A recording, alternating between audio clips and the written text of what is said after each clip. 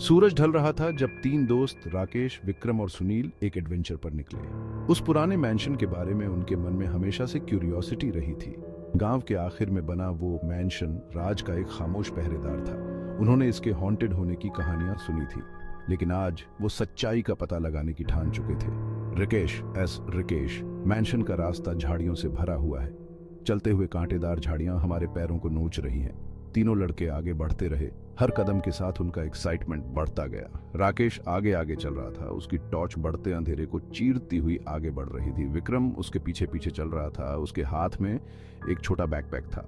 सुनील सबसे पीछे चल रहा था और बार बार पीछे मुड़कर देख रहा था। सुनील, जैसे जैसे हम मैंशन के करीब पहुंच रहे हैं, हवा ठंडी होती जा रही है। तीनों लड़के एक दूसरे के करीब आ गए, एक दूसरे की मौजूदगी में कंफर्ट ढूंढते हुए। हर कदम के साथ पुराना मैंशन और भी विशाल लग रहा था। उसकी खिड़कियां अंधेरी, खोखली आंखों की तरह उन पर नजर रखे हुए थी। तीनों लड़कों ने घबराहट भरी नजरों से एक दूसरे को देखा, लेकिन आगे बढ़ते रहे। रिकेश, जैसे ही मैंने गेट को धक्का दिया, वो जोर से चरमरा गया। सन्नाटे में आवाज गूंज उठी जिससे वे चौंक गए। उनका दिल तेजी से धड़कने लगा और वे एक पल के लिए रुक गए। फिर एक गहरी सांस लेते हुए उन्होंने मैंशन के मैदान में कदम रखा। जैसे ही वे मुख्य द्वार के पास पहुंचे, उनके पैरों के नीचे बजरी चरमरा गई। उन्हें क्या पता था कि उनका असली एडवेंचर अभी शुरू होने वाला था। मैंशन उनके सामने खड़ा था, जो डार्कनिंग स्काई के सामने एक विशाल साया था। उसका कभी भव्य रहा फसाड अब ढह रहा था और आईवी से ढका हुआ था।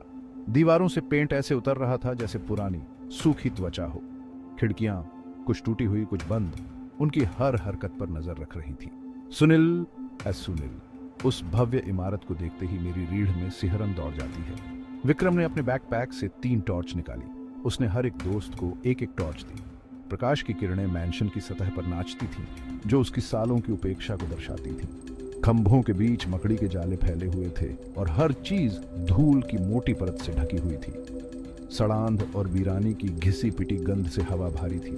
रिकेश, जैसे ही हम मुख्य द्वार के पास पहुंचे, बगीचे में अचानक हवा का एक झोंका आया। ये हवा दीवारों की दरारों से सीटी बजाती हुई गुजरी, जिससे एक भयानक, लगभग इंसानों जैसी कराहने की आवाज आई। तीनों लड़के डर के मारे ठिठक गए और उनकी आंखें फैल गईं। जब राकेश ने दरवाजे के हैंडल को पकड़ा तो उसका हाथ कांपने लगा। उन्हें आश्चर्य हुआ कि वो आसानी से घूम गया। विक्रम, दरवाजा एक लंबी खींची हुई चीख के साथ खुलता है। ठंडी हवा का एक झोंका बाहर की ओर आया, अपने साथ फफूंदी और भूली बिसरी यादों की गंध लेकर। तीनों लड़के दहलीज पर झिझके अंधेरे में झांकते रहे। उनके कांपते टॉर्च की रोशनी से कोनों में परछाई नाच रही थी। एक गहरी सांस और दृढ़ संकल्प भरी नजरों के साथ उन्होंने अंदर कदम रखा।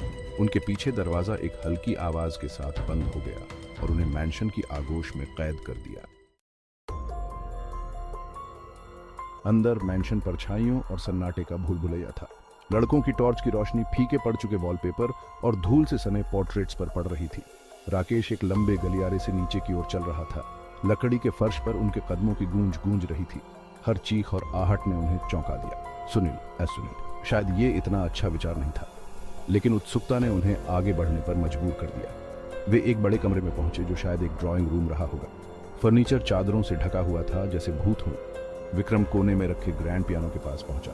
उसने उसका कवर हटाया और एक की दबाया। बेजुबान स्वर गूंज उठा, जिससे वे सब चौंक गए। रिकेश, शायद ये सिर्फ हवा होगी। अचानक उन्हें ऊपर से एक धमाका सुनाई दिया।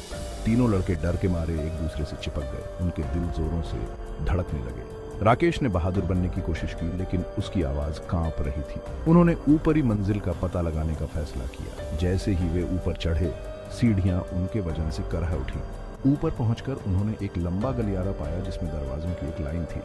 ज्यादातर दरवाजे बंद थे, लेकिन एक दरवाजा थोड़ा सा खुला था। रिकेश, मैंने दरवाजे को धक्का देकर खोला। ये एक बेडरूम था जो समय के साथ जमा हुआ था। एक 4 पोस्टर बेड कमरे में रखा हुआ था, जिसकी कभी बढ़िया चादरें अब कीड़े खा गए थे। एक दीवार से सटी एक वैनिटी थी, जिसका आईना टूटा हुआ और फीका पड़ चुका था। लेकिन जिस चीज ने उनका ध्यान खींचा वह थी खिड़की के पास रखी डेस्क। यह कागजों और एक पुरानी चमड़े से बनी किताब से ढकी हुई थी।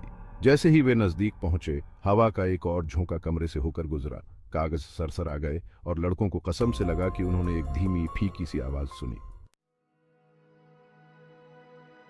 कांपते हाथों से विक्रम ने चमड़े की झिल्द वाली किताब उठाई। ये एक डायरी है।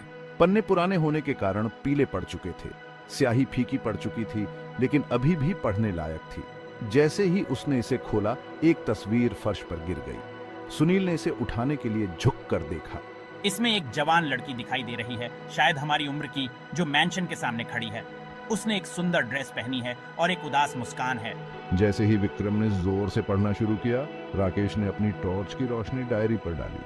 15 जून 1920। पिताजी कहते हैं कि मुझे अपने कमरे से बाहर नहीं जाना चाहिए।